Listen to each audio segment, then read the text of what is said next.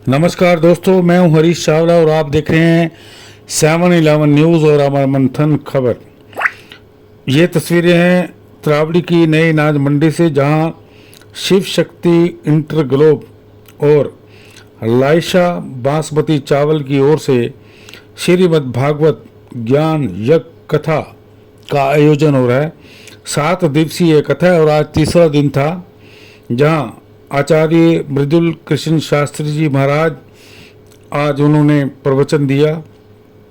उन्होंने कहा कि किसी भी स्थान पर बिना निमंत्रण जाने से पहले इस बात का ध्यान जरूर रखना चाहिए कि जहां आप जा रहे हैं वह आपका अपने इष्ट या गुरु और अपने गुरु का अपमान बिल्कुल नहीं होना चाहिए।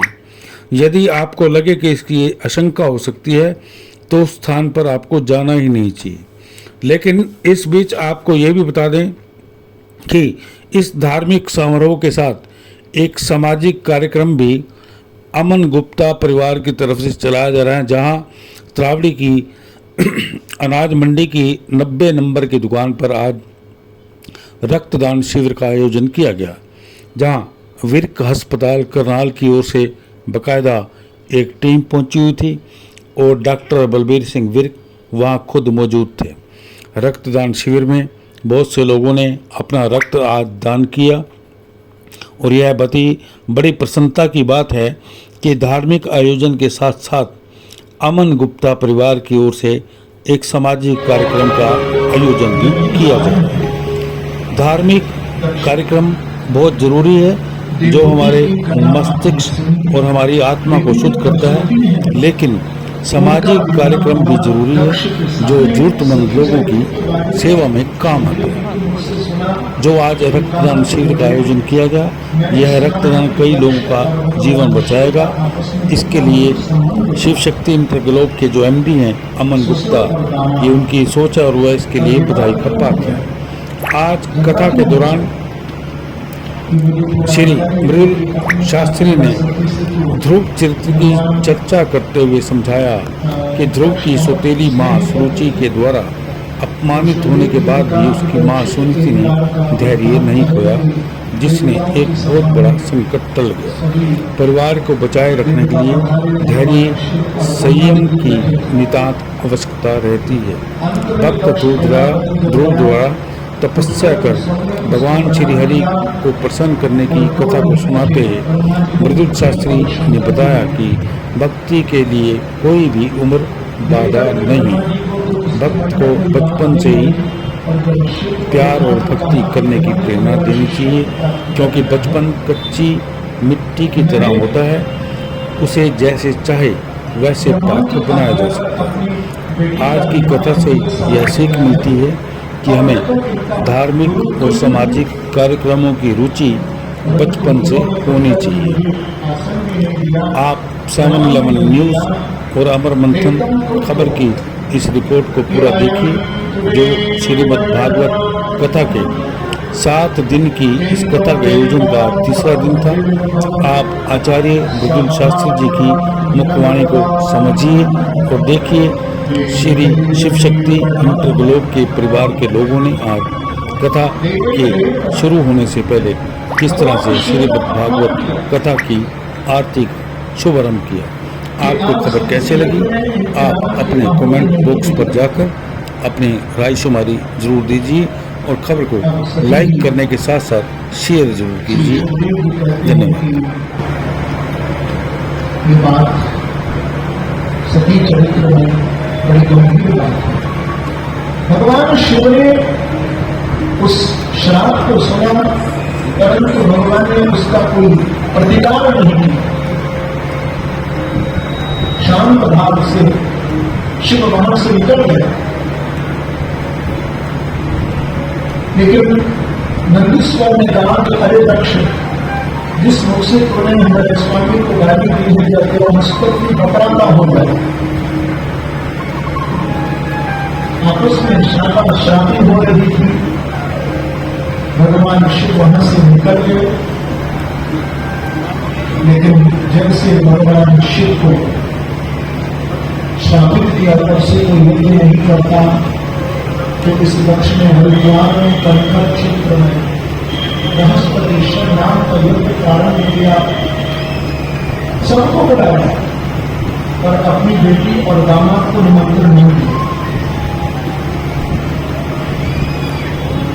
जब सती जी को ये बात मालूम चली तो सती जी भगवान शिव के पास गई और बोली कि भगवान मेरे पिता यज्ञ कर रहे हैं, आप यज्ञ में पधारिए। शिव ने कहा कि सती जी आपके पिता ने हमें मौका नहीं दिया, बिना बुलाए चल के, पर कैसे जाए? आपके पिता की दृष्टि में हमारे लिए कोई स्नेह भी नहीं है, कोई प्रेम भी नहीं है, कैसे जाए? और आप भी मत जाइए, यदि आप वहां जाएंगी तो वो आपके मृत्यु का कारण होगा। शिव ने संकेत कर दिया। कल्पते प्रेम से कहिए श्री राम, आप मत जाइए। लेकिन सती नहीं मानी और सती जी जब उस यज्ञ मंडप की ओर चली है तो आग यज्ञ द्वार हरिद्वार में जब पहुंची तो वहां देवताओं के नाम की आहुतियां दी जा रही हैं। इंद्राय स्वाहा, वरुणाय स्वाहा, पर कहीं भी सती ने वहां पर शिव के नाम की आहुति को सुना ही नहीं कि अरुद्र भावम कमवेक्ष चावरम पित्राच देवे त्रिकरीवनम। सती ने देखा कि यहाँ शिव के नाम की आहुति नहीं है और मेरे पति का कितना सुंदर दो अक्षर का नाम है शिव। शिव शिव जो एक बार शिव कह देता है, यज्ञ नाम वेदम नाम।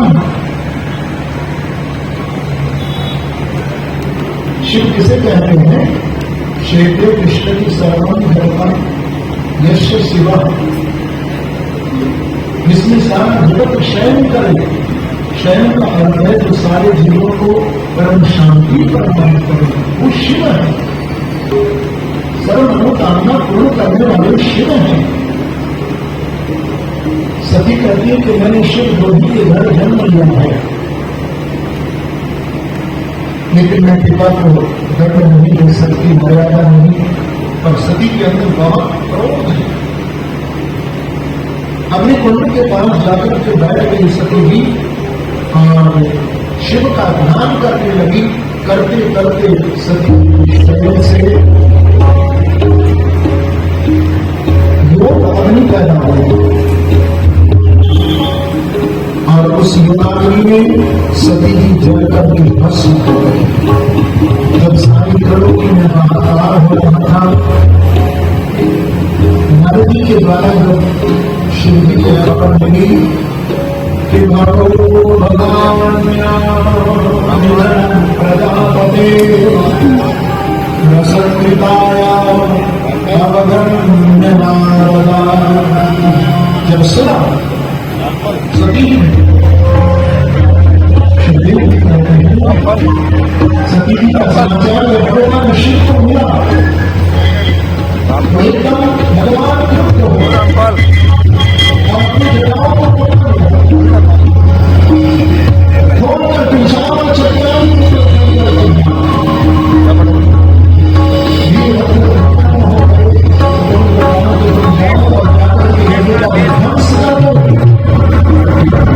पहुंचा, स्त्रियों के भक्त के स्थान को नष्ट कर दिया, यज्ञों के स्थान को रोक दिया, विष्णु के देवों के अंग नष्ट कर दिए और अंत में यजमान पक्ष का मस्तक धड़ से अलग करके भगवान शिव के नाम की आहुति प्रदान कर दी। ओम शिवाय स्वाहा। सारी त्रिलोकी में हाहाकार। अब शिव के कोप से कौन रक्षा करे? तो सब देवता ब्रह्मा जी के पास गए, सब लेकर के कैलाश पर पहुंचे और स्तुति आदि से करने लगे प्रार्थना। तो ब्रह्मा जी ने कहा कि मैं क्रोधित नहीं हूं, मैं नाराज नहीं हूं। ये गुस्सा फिर कैसा है, ये क्रोध फिर कैसा है। किसी व्यक्ति ने कहा कि मुझे कहा कि गुरु जी हमें बड़ा क्रोध आता है, क्या करें। तो मैंने उसको कहा कि दिखा क्रोध कहाँ पूरा करें। बोले जब आएगा तब दिखाऊंगा, क्रोध से खुशी करें, जब आएगा तब दिखाऊंगा।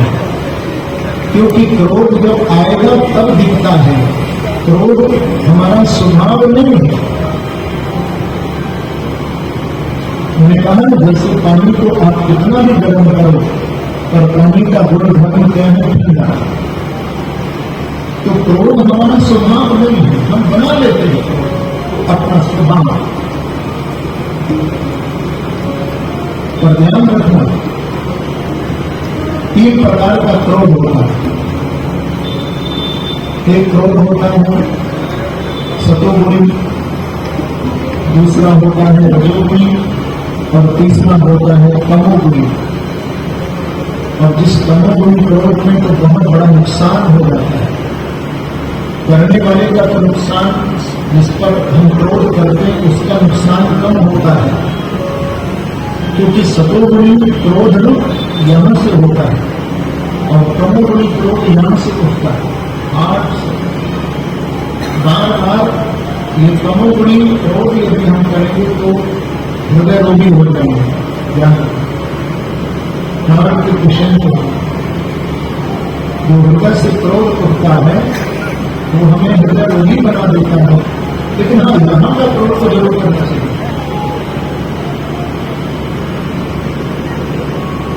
क्योंकि यहां का क्रोध नहीं होता, उस क्रोध से मर्यादा भंग नहीं होती, व्यवस्था बिगड़ती नहीं और सब कुछ व्यवस्थित रहता है।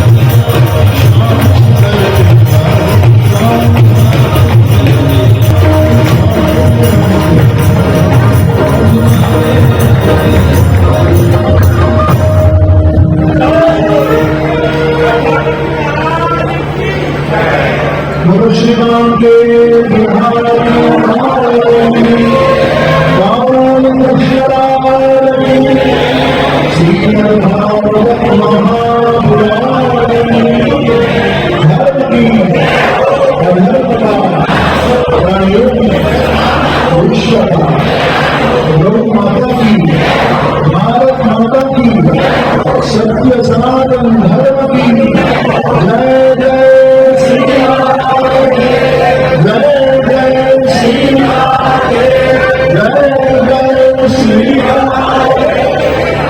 ओम नमः